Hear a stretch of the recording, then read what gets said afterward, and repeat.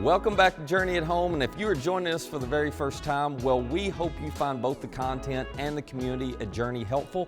So hit that like button and that subscribe button so you can find all the content we've created for you. And then let's get started. We're in this series called The Nights Before Christmas, and I know most of us know the Christmas story, but one of the best kept secrets of Christianity is how many different facets of the Christmas story were actually predicted hundreds of years before they happened. And I know for some people, and maybe you're one of them, it's hard to believe some parts of the Christmas story. It's hard to believe that a virgin gave birth to a child who was really God in human flesh. But just so you know, there are a couple reasons we have confidence that that's true. One is, well, there were eyewitnesses who wrote about it. We're going to read from one of them today. I'm going to share a little bit of what they wrote. But there is another highly compelling reason that you can have confidence this happened. See, when Jesus was born, it was a fulfillment of prophecies or predictions that had been made centuries earlier by a variety of different people at different times. And I want to highlight one of the more popular ones. This is a prophecy that's referenced in Christmas songs, but what you may not realize is these words weren't spoken when Jesus was born. They were actually spoken about 700 years before Jesus was born. And the reason I think it's important to talk about that is because it addresses some of the questions that we've all asked. Have you ever wondered, does God really keep his promises? Is he active in the world? Is he active in my life?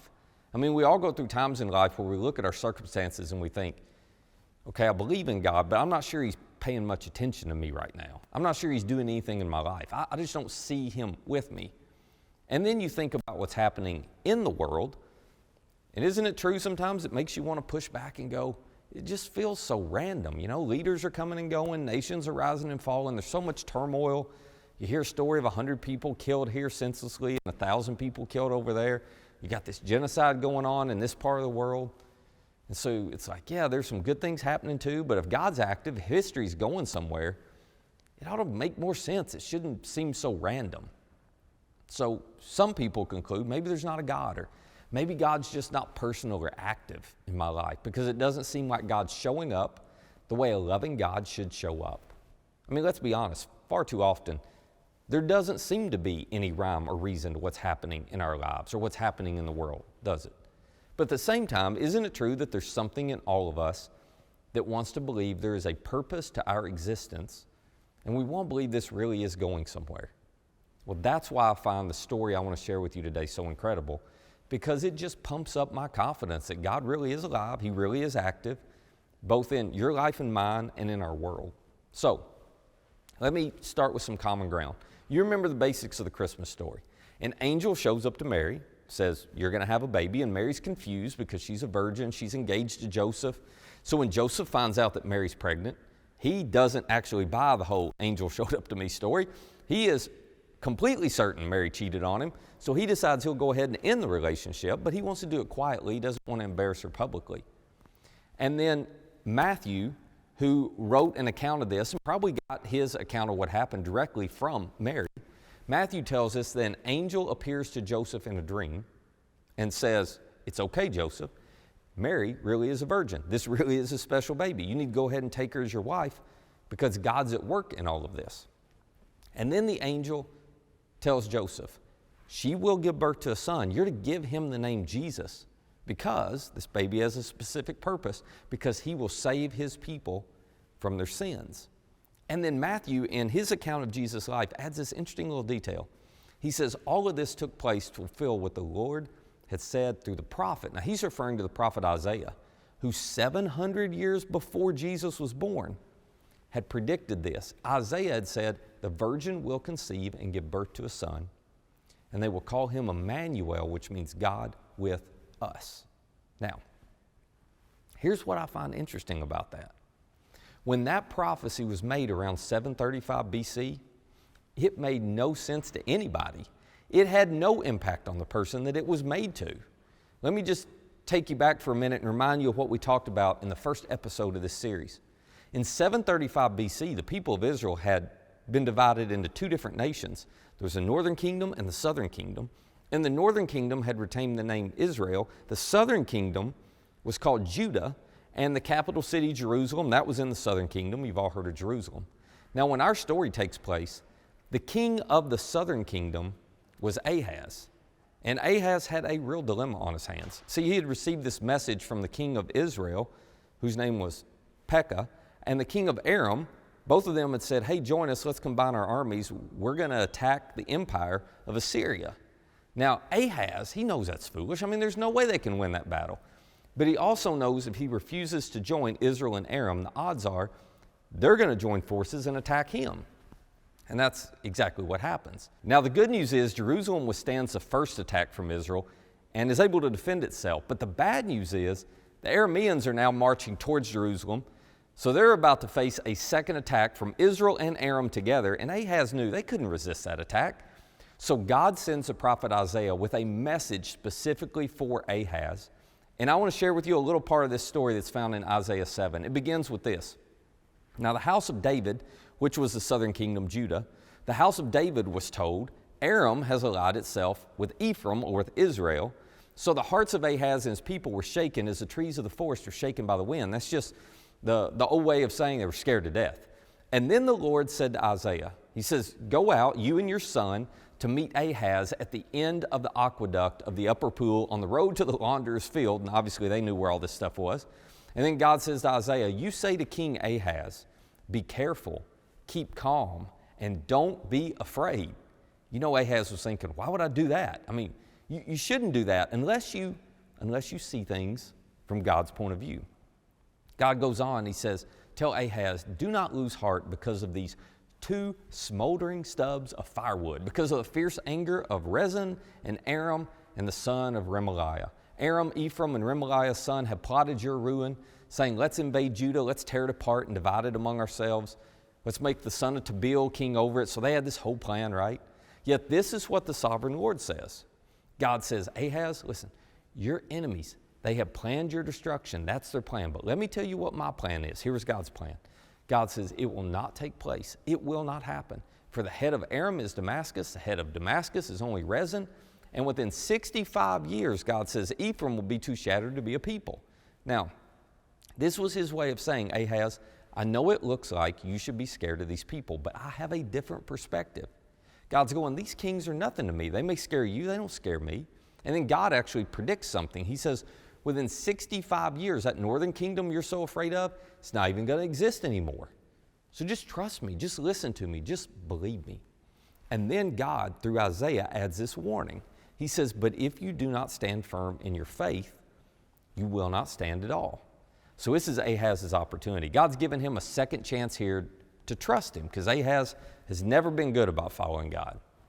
But apparently, as Isaiah is telling Ahaz this, the look on Ahaz's face is saying, I'm not buying it. I don't believe you. I'm not going to trust God. So the account continues and says, again, the Lord spoke to Ahaz. And here's what he told Isaiah to tell him. He said, look at Ahaz and say, just ask the Lord your God for a sign. Doesn't matter if it's in the deepest depths or the highest heights. In other words, ask me to do something that you think only I can do that's going to prove to you that you can trust me. And Ahaz looks back at Isaiah and says, I will not ask. I'm not going to put the Lord to the test. Now, at first, that sounds like Ahaz has some newfound respect for God. But that is not really the case.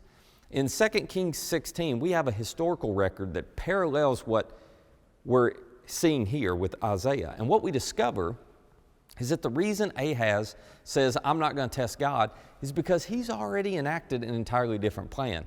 Ahaz had gone to the temple in Jerusalem. He gathered up all the treasures that were valuable. He had sent them to the king of Assyria as a bribe to get the Assyrians to come and defend him.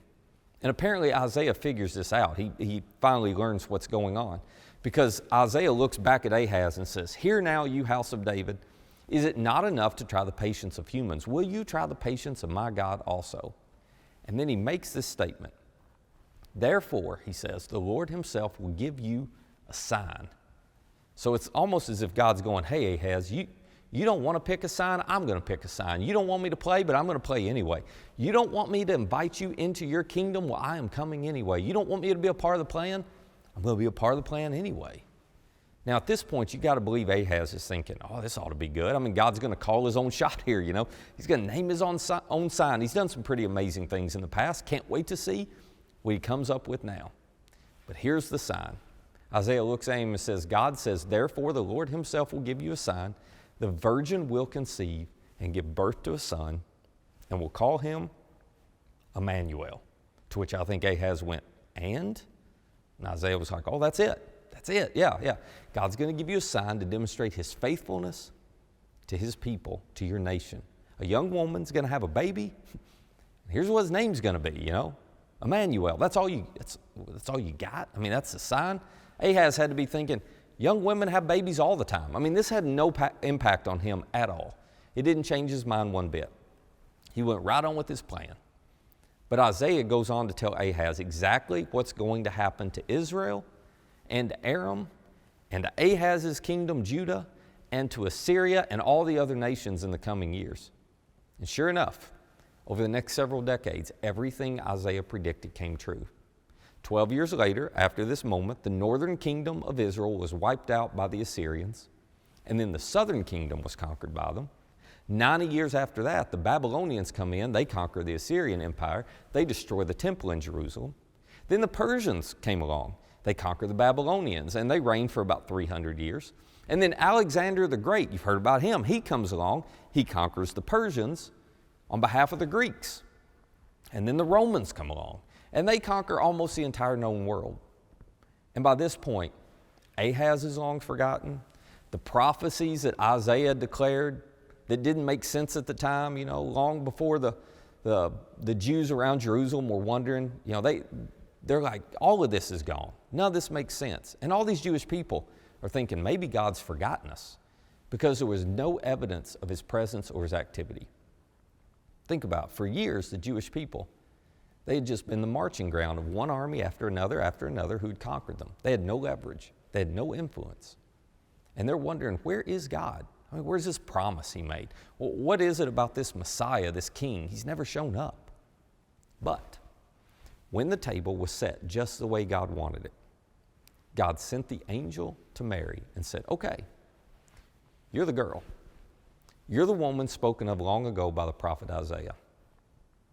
And then he sent an angel to Joseph. And in a dream, Joseph learned she will give birth to a son. You're to give him the name Jesus because he will save his people from their sins. And remember what Matthew told us? All this took place to fulfill what the Lord had said through the prophet Isaiah. The virgin will conceive, give birth to a son. And they will call him Emmanuel, which means God with us. And so Matthew tells us when Joseph woke up from this dream, he did what the angel of the Lord had commanded him. He took Mary home as his wife.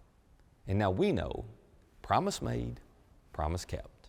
Promise made, promise kept. Looked like God had abandoned and forgotten you. But he was actually active the whole time fulfilling his promise to you. So think about it.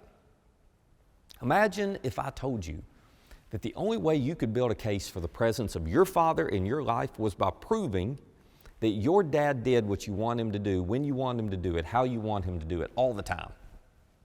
Well, if that was a standard, you might have to conclude your father never existed, right?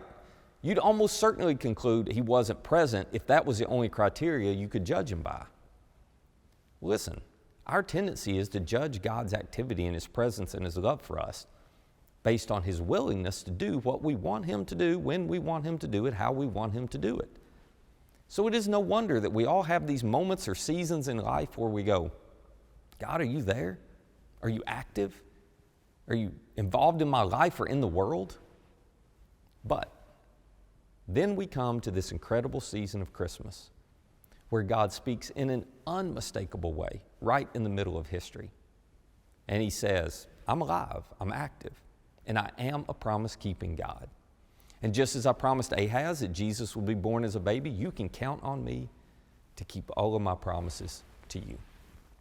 See, when Jesus stepped into this world, he made us a promise as well. He said, just like I promised to come this time, I'm coming back.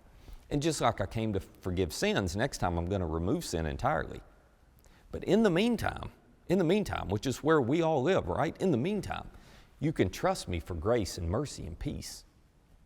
But please trust me because I am a God who keeps his promises. I am a God who keeps his word when it's obvious and even when it's not.